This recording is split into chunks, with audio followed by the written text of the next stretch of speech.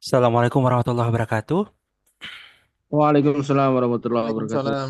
Waalaikumsalam, Aduh. bro. Alhamdulillahirrabbilalamin. Allahumma salli ala Muhammadin wa ala alihi wa sahbihi ajma'in nama ba'd. Baik, rekan-rekan mahasiswa Magister Hukum angkatan 2024 yang saya hormati. Hari ini kita ketemu di pertemuan pertama mata kuliah korupsi dan mata kuliahnya namanya korupsi dan eh, pencucian uang. Ya, gitu nama mata kuliahnya.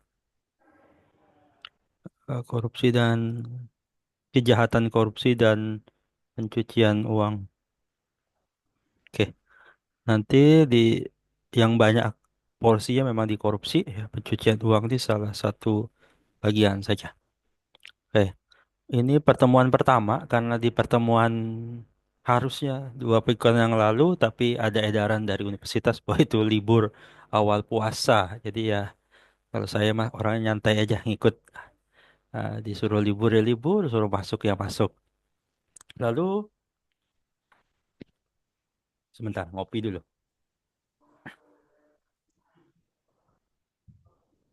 Lalu di bulan puasa, sesuai edaran juga, kalau yang kelas malam itu dialihkan jadi Zoom. Jadi ini sesuai edaran universitas, saya Zoom. Lalu sebenarnya kan kita masuk tadi jam berapa? Jam 19.00. Tapi menurut saya kan kuliah ini dunia aja lah ya. Kapan jarang-jarang kita di bulan Ramadan setahun sekali ya. Tarawih aja dulu lah ini pertemuan singkat saja. Nanti kita kejar di luar bulan Ramadan.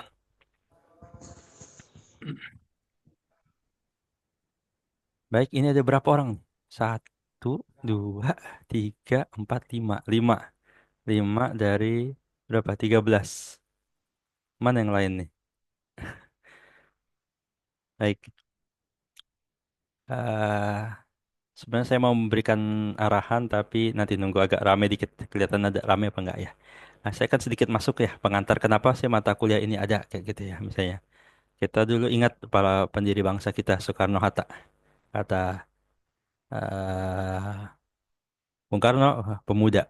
Diberi semudah akan diguncang dunia. Cuma masalahnya kalau pemudanya korup gimana? Ya guncang juga dunianya, kacau tapi kayak gitu. Ini kita dapat warisan lah intinya begitu. Saya ingin menampilkan beliau ini adalah salah satu yang mengantarkan kita ke gerbang kemerdekaan kita. Bukan mereka saja, ya, tapi mereka simbolnya sajalah. Jadi simbol perjuangan kita. Nah, warisan mereka ini sekarang kita yang pegang.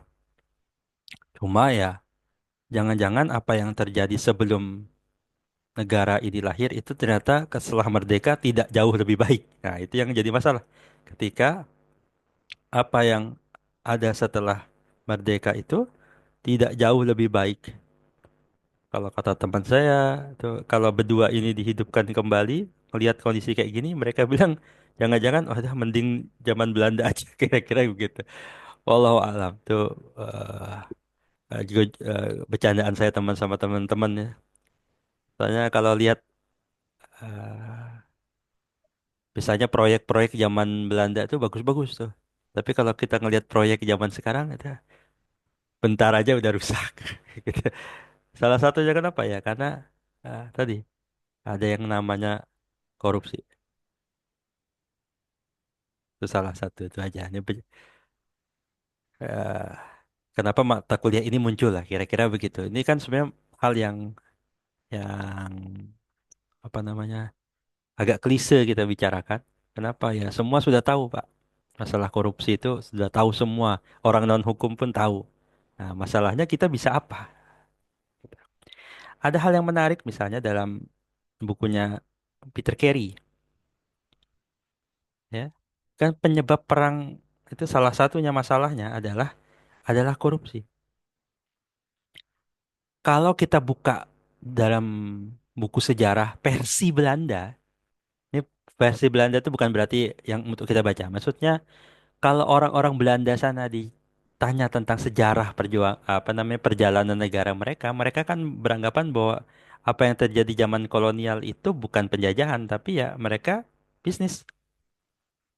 POC itu kan company dia, perusahaan. Tapi ternyata tanam paksa petani itu harusnya harus dapat lebih, tapi hanya dapat segitu. Kenapa? Ada korupsinya. Ternyata dalam tubuh POC itu sendiri itu jadi korupsi dan akhirnya POC ini kalau dari data adalah salah satu perusahaan terbesar seumur dunia ini ada. Perusahaan terbesar. Asetnya jauh di atas. Kalau nanti kan kita bahas detail ya. Itu kalau pernah saya menampilkan data itu dia asetnya itu jauh dibanding misalnya yang sekarang apa? Google. Apa sih yang sekarang Apple. Perusahaan-perusahaan tuh nggak ada apa-apanya dibanding POC. Tapi kok bisa POC-nya hancur? Hah? Ya itu terjadi jatuhnya itu ternyata dalam sejarah salah satunya karena ada korupsi. Nah, kalau kata Prof. Plomly ya, ada dua kesulitan pemberantasan tindak pidana korupsi itu. Yang pertama, korupsi itu karena alasan historis. Karena dia sudah lama sekali, sudah turun-temurun. Yang kedua, karena lemahnya perundang-undangan. Atau kita juga bisa maknai lemah selain undang-undangnya lemah, ya penegakan yang lemah, penegakan hukum yang lemah. Nah, kira-kira begitu. Itu yang saya beri gambaran bahwa kita mau belajar ini tentang mata kuliah kejahatan korupsi dan pencucian uang itu punya akar teori dan akar sejarahnya. Oleh karena itu saya ingin mengutip apa yang dikatakan oleh Pak Natsir ya. Saya ini kutip juga waktu itu saya diminta mewakili BMKT ngisi apa tuh? Saya lupa istilahnya. Intinya pelatihan para pejabat-pejabat eselon menengah gitu. Mereka banyak curhat masalah korupsi dalam apa namanya dunia yang mereka jalani dalam birokrasi. Nanti itu juga bisa kita diskusikan di kelas. Tapi ya malam ini saya hanya akan memberikan highlightnya saja. Kata Pak Nasir, jangan berhenti tangan mendayung. Nanti arus membawa hanyut. Maksudnya Pak Nasir waktu itu menulis tentang satu artikel. Kata beliau sudah nampak ada gejala orang ketika habis merdeka itu mereka mulai berhenti bergerak. Kan dulu semangat tuh menjelang merdeka, pengen negara ini merdeka. Tapi ketika sudah merdeka, mulai itu orang pada cari harta, cari jabatan. Itu bukan gejala saat ini, tapi itu gejala yang disampaikan oleh Pak Natsir ketika tahun 50-an awal-awal. Ternyata ada tuh gejala itu.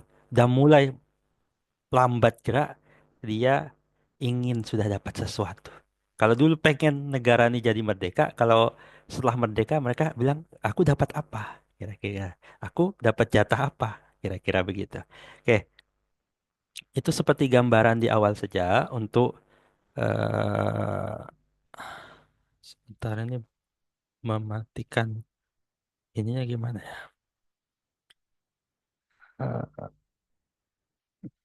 Hentikan berbagi.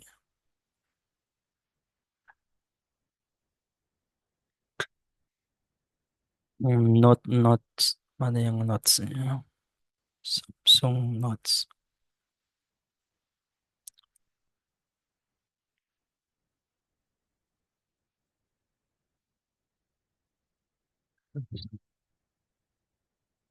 Sebentar.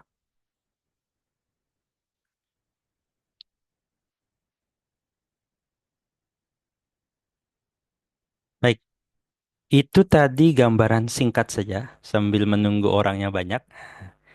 Nah, sekarang saya akan bicara tentang apa yang akan kita lakukan di perkuliahan ini.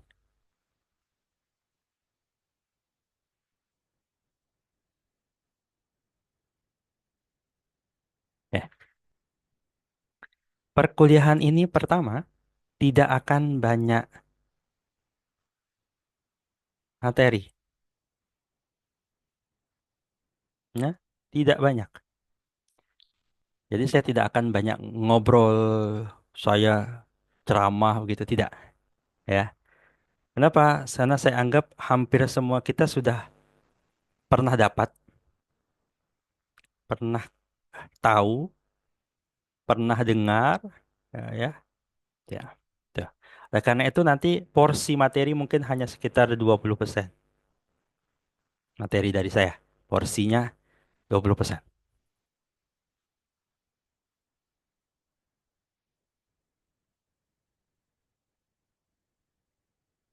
Lalu sisanya apa? Saya akan bagi pada tiga, tiga bagian.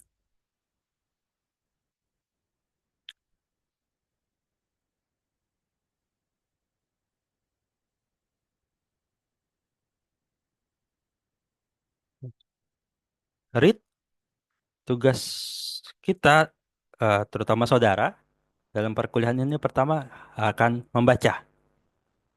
Read, ya kan? Di bulan puasa, kalau orang Muslim itu eh, semangatnya di bulan Ramadan tuh ikro, semangat ikro, ya, gitu. Jadi yang pertama saudara akan baca. Yang kedua, eh, analyze, termasuk kritik ya dalamnya, kritik dan mempresentasikannya. Ini tiap orang, ya. Jadi tiap pribadi, ini ada 13 orang yang tercatat. Nggak tahu nanti bertahan sampai akhir 13 apa tidak. Pertama tugasnya adalah read. Yang kedua, analyze, kritik ya, criticize, dan nanti present. Oke. Nanti saya akan jabarkan satu persatu. Yang ketiga, write, tulis. Jadi mata kuliah ini saudara hanya akan dapat materi secara yang saya sampaikan mungkin hanya 20%. Tapi di level S2 saya ingin saudara sekalian itu produce something, ya. Level S2 itu seminimalnya tuh analyze dan criticize. Maka saya tambah sedikit, kita ada kenang-kenangannya nanti, alright. Apa yang akan ditulis? Nah, saya akan jabarkan satu persatu. Pertama, read. Eh, salah, sorry.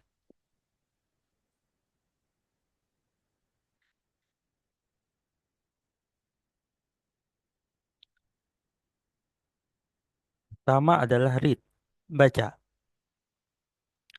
Apa yang perlu dibaca? Saya nanti akan membagikan 13 artikel.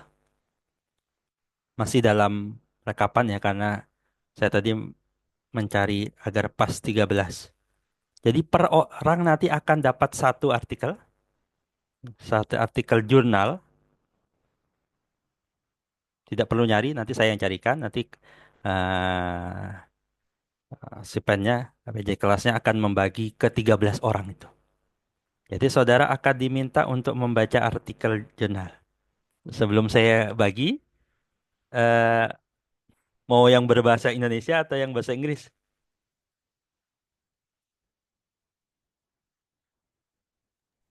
Bahasa Mau yang bahasa Indonesia. Indonesia apa bahasa Inggris? Indonesia aja, Pak. Indonesia. Indonesia. Oke. Kalau kalau ada Pak Hiban mau bahasa Arab apa enggak? Bisa. Boleh aja ya kan itu. Jurnal internasional tuh salah satunya berbahasa Arab ya. Boleh aja kalau mau. Tapi ya nanti ada yang translatein jadi bahasa Indonesia dia di kelas. Itu ya. Baik, bahasa Indonesia nih ya, mayoritas bilang bahasa Indonesia. Boleh kalau nanti ada yang minta Pak saya di bahasa Inggris nanti apa disampaikan ke saya, nanti saya akan carikan. Oke. Jadi per orang nanti akan dapat satu artikel, ya. Maka tugas pertama saudara adalah membaca, read, membaca. Ini latihan ini saudara kan semester 2. Nanti di semester 3 itu udah tesis. Tesis itu kita didorong untuk bikin artikel jurnal, dipublish minimal Sinta 4.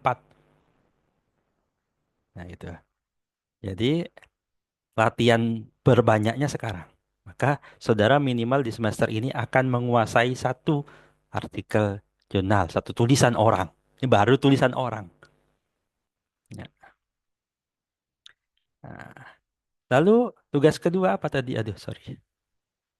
Terus kedua adalah analyze, criticize, ya, dianalisis, dikritik, boleh, gitu, dan dipresentasikan hasil bacaan. Jadi setelah dibaca, baca, maka saudara akan menganalisis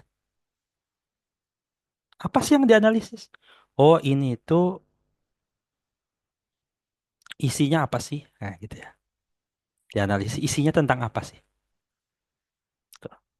Yang kedua, misalnya saudara juga nanti bisa menganalisis tentang metopennya.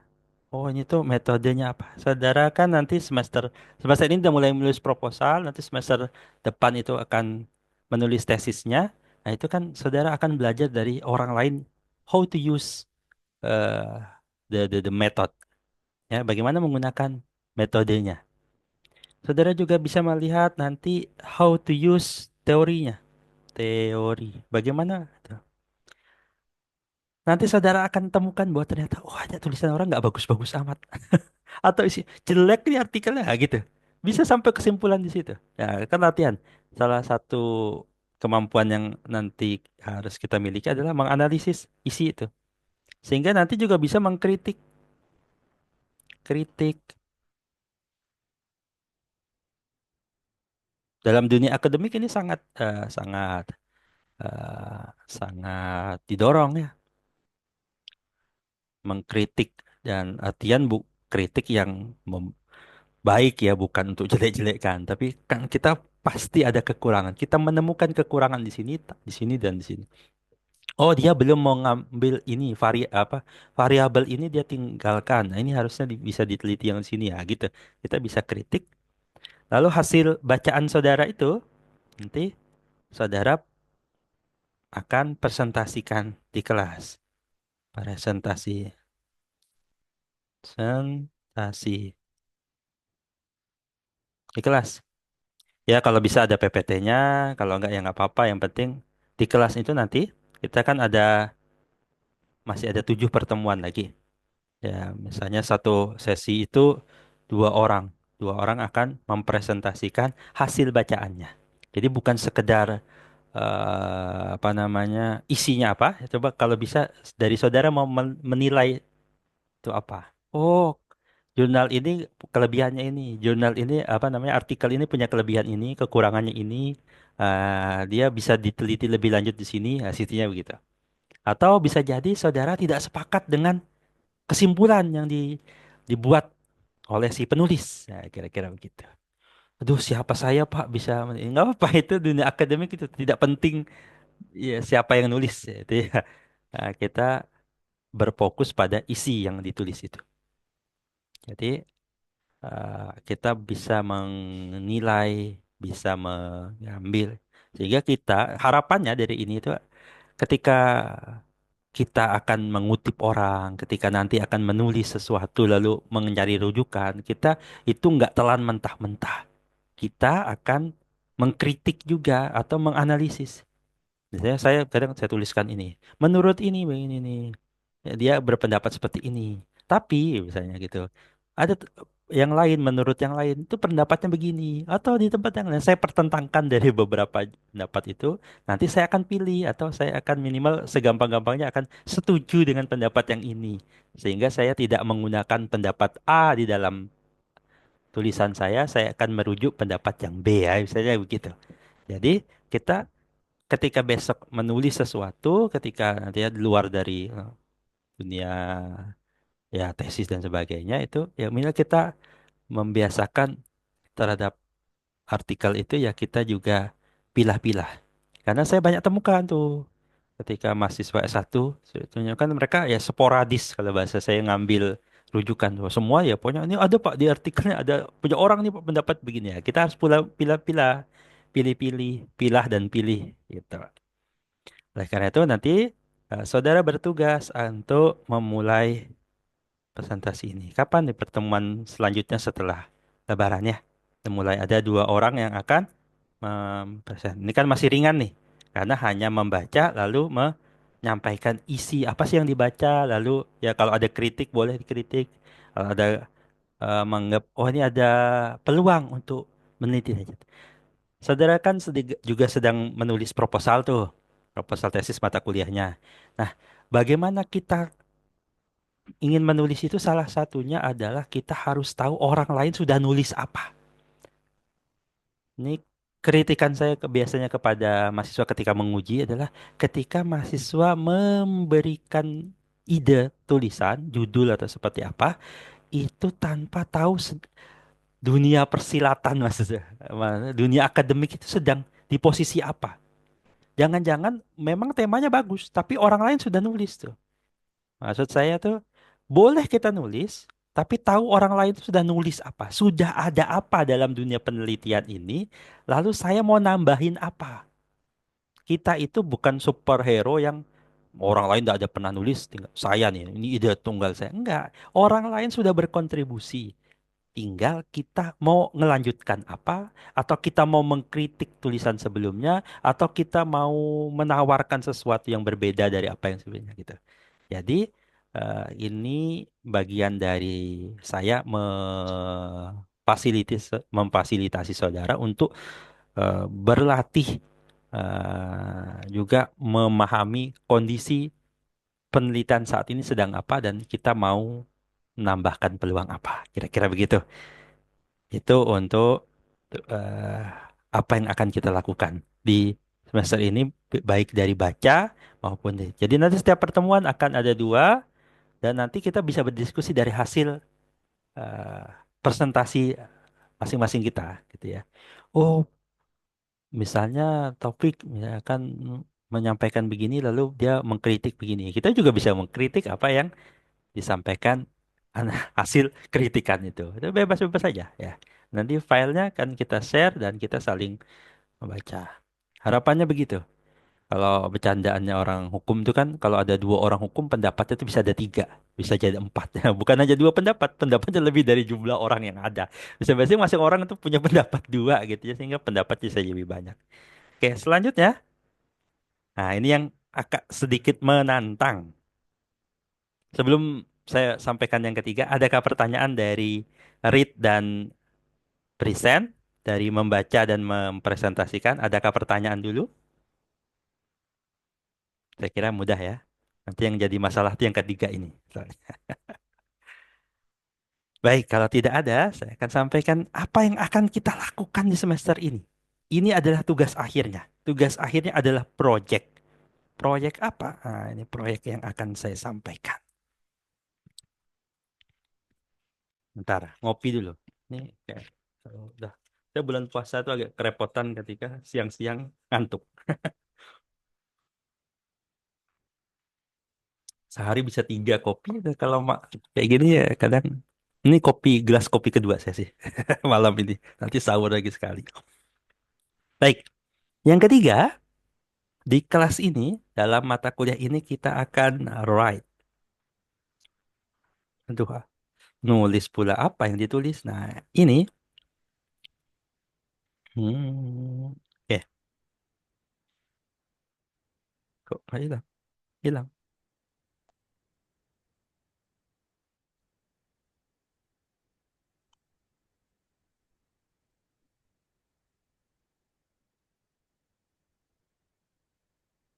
Mana gantinya nih? Apa lah? Oh, ini dia. Saya akan membuat kita punya kenang-kenangan. Kenang-kenangan selama kuliah. Ya, Aman. kenang-kenangan. Iya, aman, Pak. Nah, Oh, gini. oke, kita punya kenang-kenangan kuliah. Apa kenang-kenangannya? Kita akan bikin buku. Ya, project kita bikin buku. Kalau bahasa ilmiahnya book chapter. Jadi satu buku dikeroyok. bareng-bareng. Berchapter. Ya, tapi ini ada 13 orang saya tawarkan. Nanti kita diskusikannya. Saya menawarkan. Saya menawarkan kita. Bentar, saya masih agak ragu nih. Oke, ini tawaran saya. Bisa nanti ada opsi pertama, ada opsi kedua. Opsi pertama, ini yang sangat ideal. Kita akan bagi tiga kelompok. Kelompok berarti akan ada tiga buku. Oke, masing-masing kelompok akan nulis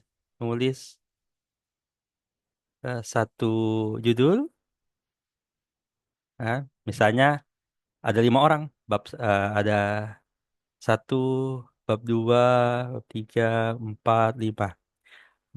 Saya bikinnya yang populer aja, jadi temanya bisa agak luas gitu, bukan buku referensi yang sangat bab satu pengertian. Nah, ini nanti kita akan diskusikan di pertemuan berikutnya.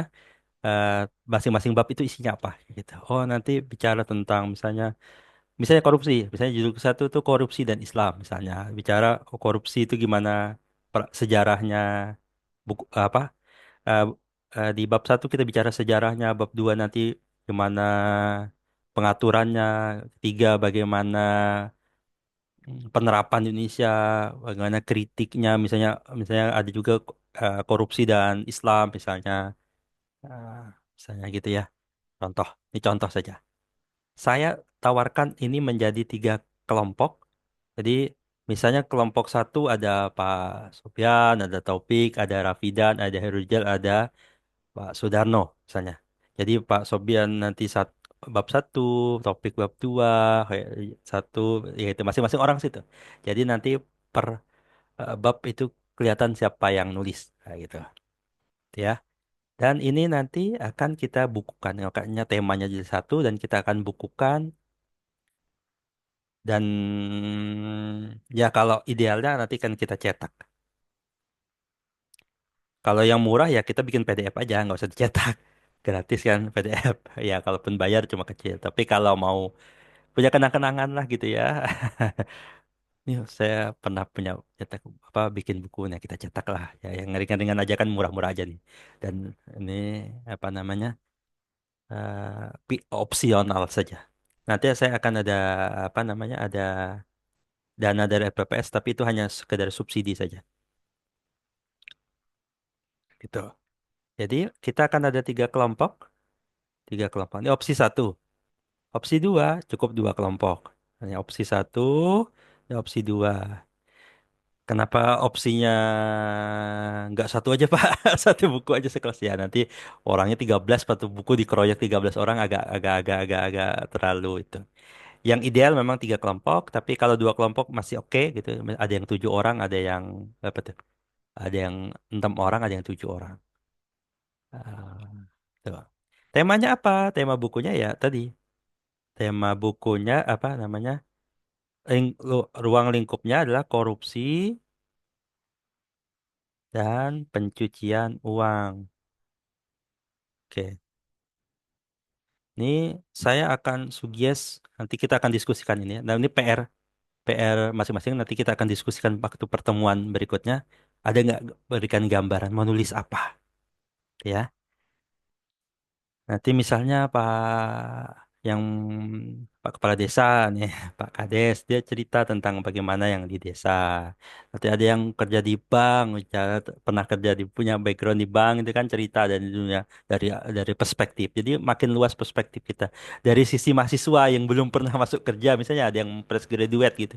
Ya nggak apa-apa, itu sudut pandangnya makin luas, sudut pandangnya makin bagus kan begitu. Ada yang misalnya kerja di kontraktor kan gitu nanti dia cerita di sini oh bebas aja dengan Pak saya nggak punya urus apa namanya nggak punya kaitannya nggak apa-apa kita lihat dari sudut pandang yang mana bebas-bebas aja jadi target di kelas ini berarti nanti uasnya itu adalah di buku ya sekali lagi buku berarti bukan berarti harus kita cetak jadi tidak harus saya bisa bantu sampai jadi PDF-nya Tapi untuk nanti dapat ISBN dan gitu ya. Tapi kalau masing-masing nanti punya satu, mau pengen punya satu atau dua atau tiga mau dibagi ke temannya ya cetak sendiri gitu ya. Itu tidak apa namanya.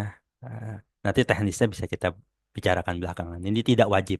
Jadi saya tidak ingin membebani harus nanti udah keluar dana lagi Pak, udah gini gini. Enggak, ini yang penting itu karyanya, bukan harus ada cetaknya. Sekarang kan trennya buku juga buku PDF banyak kan gitu ya. Oke, itu tawaran apa namanya? Ini tugasnya. Pada dasarnya buku itu lebih ringan dibanding bikin jurnal. Kalau bikin jurnal kan ada reviewnya, ada biayanya pasti. Nah, gitu. Tapi kalau bikin buku itu pada dasarnya kalau hanya sampai PDF itu tidak ada biayanya. Yang ada otak kita dan menulisnya. Ah, itu ya karya kita.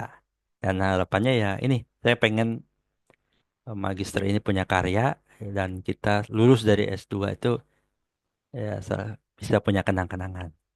Misalnya nanti punya anak nih nak, saya pernah menulis buku ini kayak kira-kira begitu. Baik, itu tugasnya. Detailnya akan kita bahas saat nanti waktu pertemuan. Nah, di pertemuan berikutnya nanti kita akan dengarkan ada yang presentasi, ya, presentasi dua orang tentang jurnal. Lalu kita akan diskusikan tentang tema buku, apa tema dan rincian buku yang akan nanti kita buat. Kalau sudah ada yang, "Oh, Pak, kami bisa nih Pak, 5 orang nih jadi kelompok Pak, bikin buku satu." Siap gitu, yuk. Oke, oke aja. Oke, di situ saya berhenti. Adakah yang mau didiskusikan dulu, terutama terkait bukunya tadi? Oke,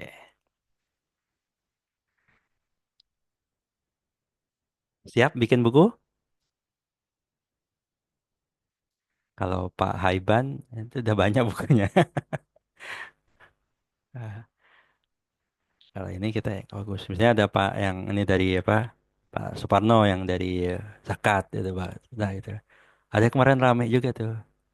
Kata ada potensi korupsi di apa namanya dana zakat. Dana zakat tuh kalau dikelola ini bukan pemerintah nih swasta apa enggak? Bisa ada korupsinya apa enggak? Itu nah, kemarin sempat ada yang rame juga tuh. Nah, korupsi itu kan kalau keuangan negara, kalau orang bayar zakat terus apa terus kalau pengelolaannya tidak benar itu kena tidak pidana apa enggak tuh?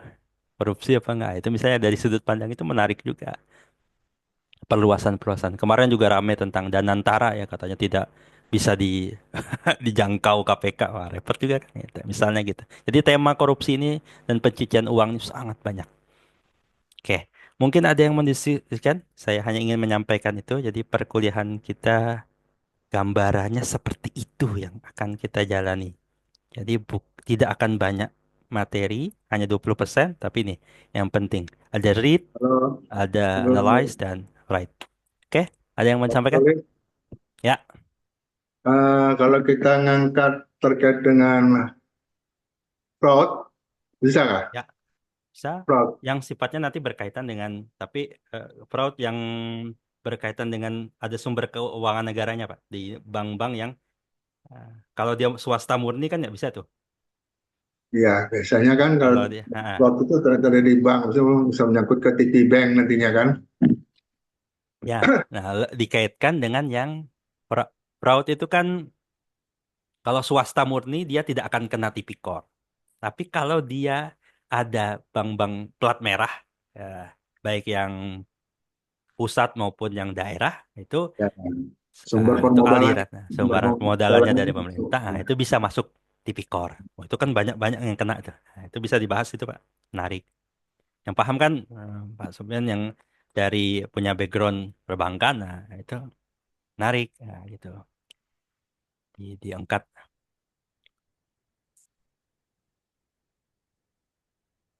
Yang lain mungkin ada yang Banyak mau. kasus money laundering lah. Nah, ya money laundering juga banyak kan itu perbankan paling banyak ya. Ya. Ya. Yang lain mungkin ada juga yang mau sampaikan. Ready ya nulis buku. Jadi perkuliahannya agak Mungkin nanti ya kalau saya tidak perlu kuantitas ya. Misalnya kelasnya harus apa banyak kelas panjang jamnya nggak perlu itu. Kita sekarang targetin produk. Nah, hasilnya apa? Kan sekarang Indonesia tuh ternyata lagi dikritik salah satu yang kritik menarik itu dia Indonesia tuh kebanyakan rapat. Oh, oh mbak apa banyakan workshop, banyakan ini ya. Entah pemerintahnya termasuk swastanya bikin di hotel ini bikin persiapan ini tapi ya itu hanya buang-buang dana kata dia tapi produktivitasnya rendah. Makanya kita perkuliahan kita akan tunjukkan juga kita produktif. Bisa jadi 3 buku kan wah keren. Nanti kita launching di semester depan. Wah, menarik kan. Hasil karya mahasiswa magister. Ini baru angkatan saudara nih, angkatan pertama belum bikin. Ya, Ya Pak. menarik kan. Nah, gitu. Oh, oh, ada usah Pak, aman. Aman, diusah Monggo, Pak, ada aman. yang mau nyampaikan? Mas Solil nih banyak pengalaman ini. Nah, menarik. Oke.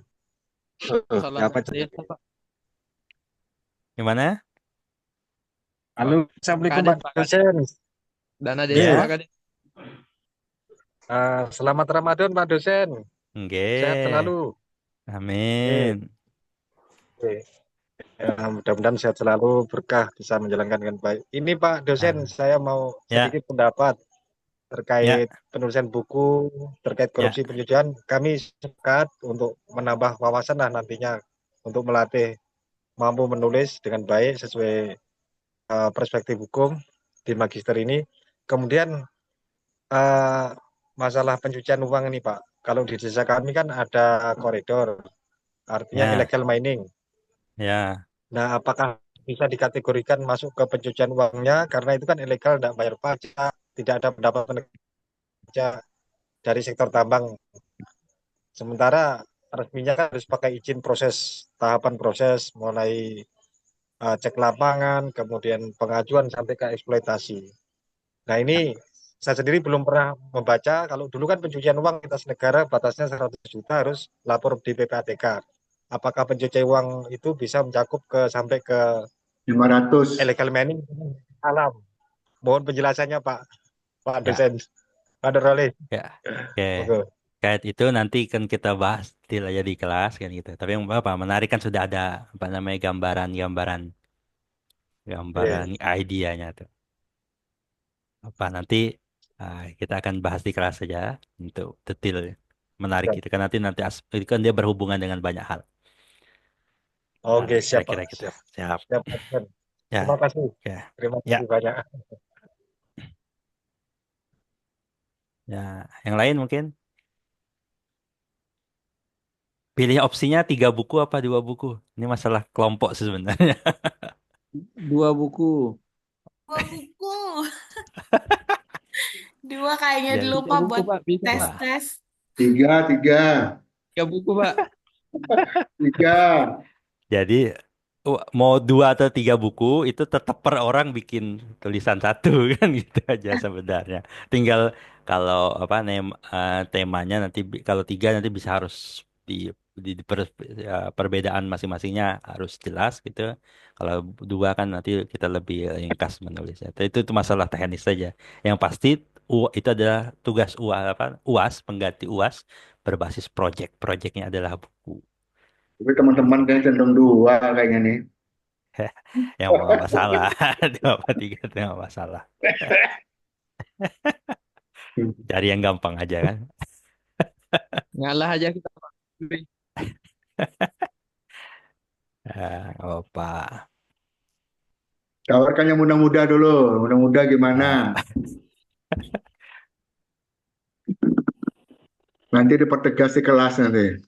ya ini apa ini kan Baik. kita lempar idenya dulu kan biar masing-masing kepikiran akan Oke. nulis ini akan bikin ini oh kayak gitu. Ya, baiklah.